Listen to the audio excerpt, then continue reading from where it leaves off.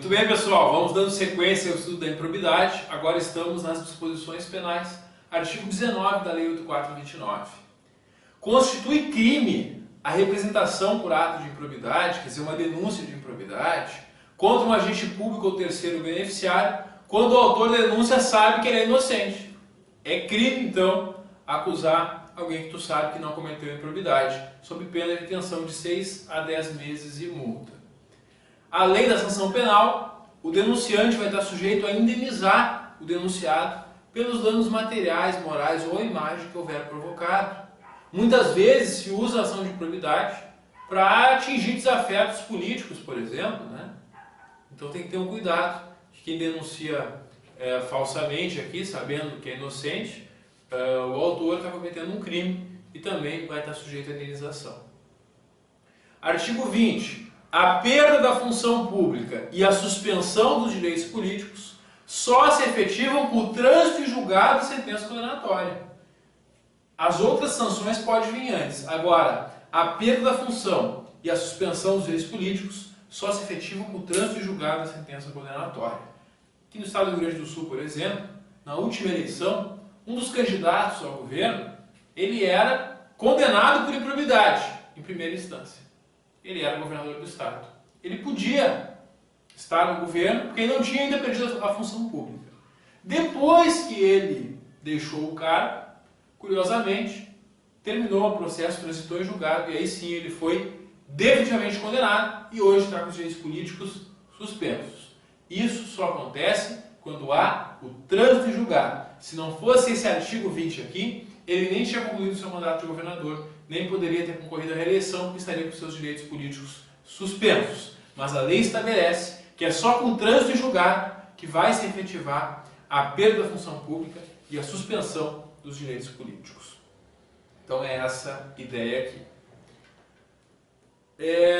Parágrafo único. A autoridade judicial ou administrativa competente poderá determinar o afastamento do agente público do exercício do cargo, emprego ou função, sem prejuízo da remuneração quando a medida se fizer necessária a instrução processual.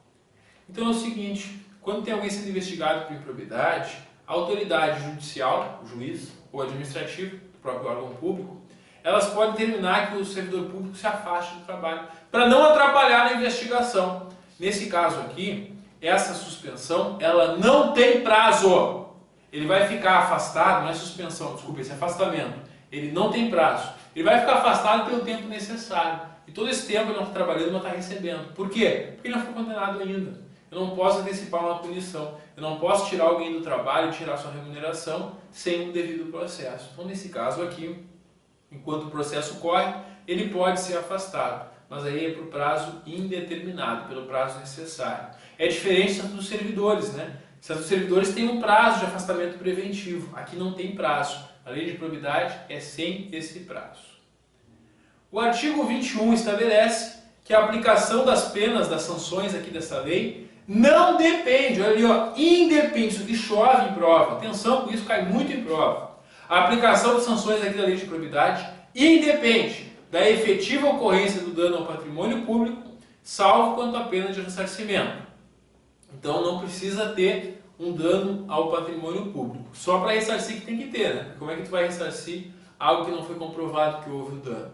Mas tu não precisa comprovar que houve efetiva ocorrência do dano. E segundo, também independe da aprovação ou rejeição das contas pelo órgão de controle interno do Tribunal de Contas. Quer dizer, o fato de um governante ter tido suas contas aprovadas pelo Tribunal de Contas não quer dizer que ele não vai ter que restituir algo para os cofres públicos se ficar comprovado que houve aquela improbidade. Então o fato da efetiva ocorrência do dano e da aprovação e rejeição das contas não é necessário para a aplicação de uma pena de improbidade.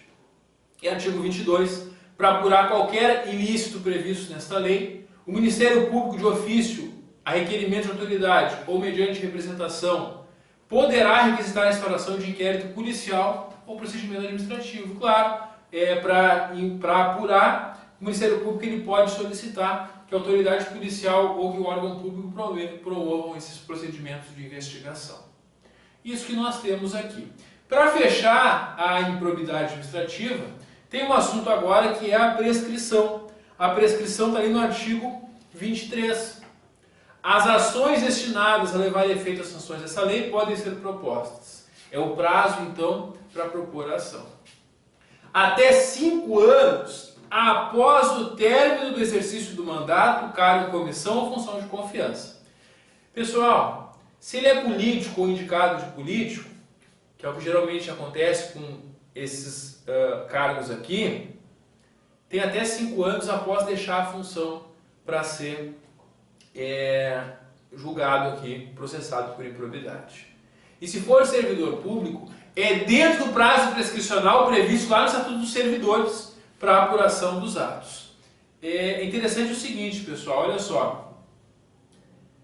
No caso aqui do CC, da função de confiança ou do mandato, é só após o mandato, após deixar o CC ou após deixar aquela FG. Por que isso? Para evitar que seja acobertado o ato pelos companheiros de partido.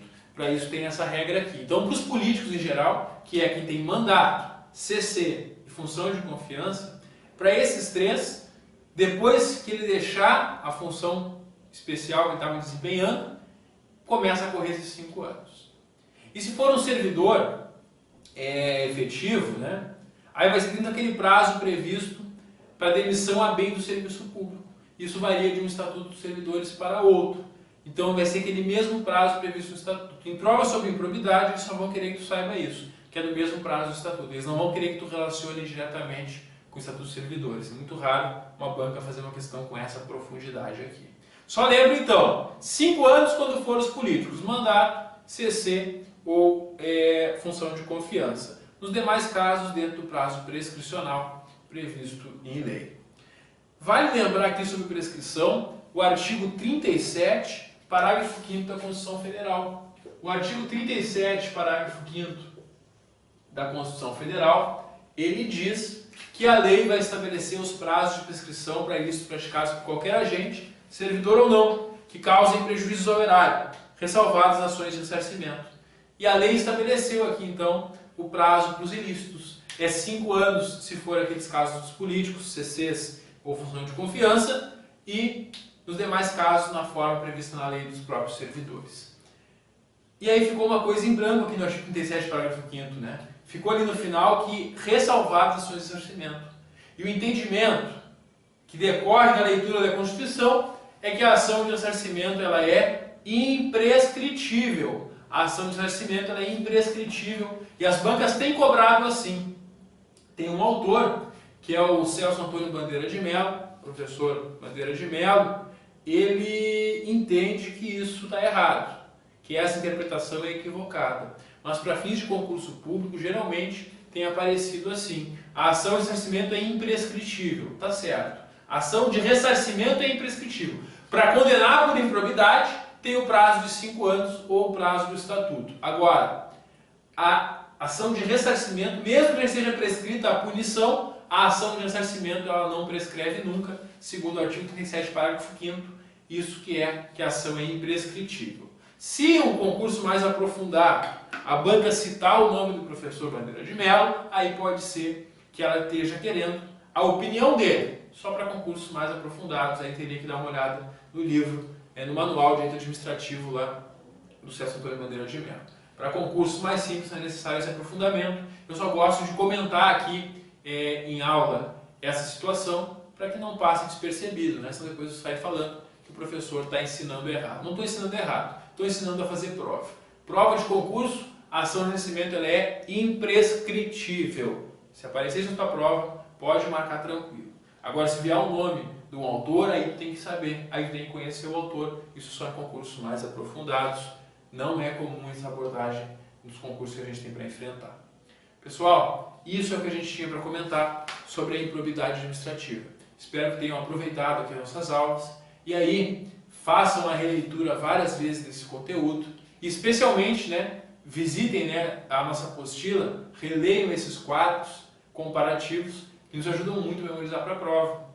Se tu achar necessário, tu pode até copiar numa folha maior esses quadros, anexar aí no teu quadro, num lugar que tem bastante visibilidade, para ficar vendo várias vezes a improbidade.